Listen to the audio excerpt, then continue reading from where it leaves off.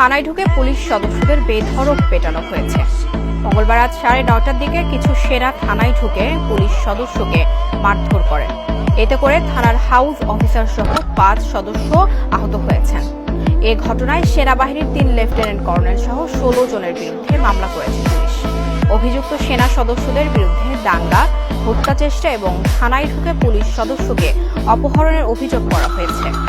এছাড়াও পুলিশের অভিযোগে বলা হয়েছে, অস্ত্র ও পোশাক সহ 3 কর্মকর্তার নেতৃত্বে সেনারা অনুমতি ছাড়াই থানায় প্রবেশ করেন।